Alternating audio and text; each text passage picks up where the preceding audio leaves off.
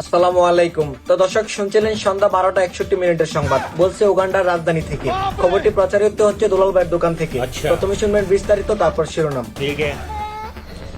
গতকাল হাইকোর্ট থেকে ঘোষণা করা হয়, আসছে আগামী 14 ফেব্রুয়ারি। ওই দিন কেউ সিঙ্গেল থাকতে পারবে না। ভুলেও যদি কেউ সিঙ্গেল থেকে যায় তাহলে তাকে 6 দিনের জেল এবং 314 টাকা জরিমানা করা হবে। তারা আরো জানায় 21 ফেব্রুয়ারি পালন না করলেও 7 থেকে 14 ফেব্রুয়ারি যেমন হাত ডে, কিস ডে, চুমাচুমি ডে এবং মলম ডে বাধ্য হয়ে পালন করতে হবে। সুতরাং মেনশন লাগান আপনার প্রিয় মানুষকে, ডুবে যান ভালোবাসার সাগরে।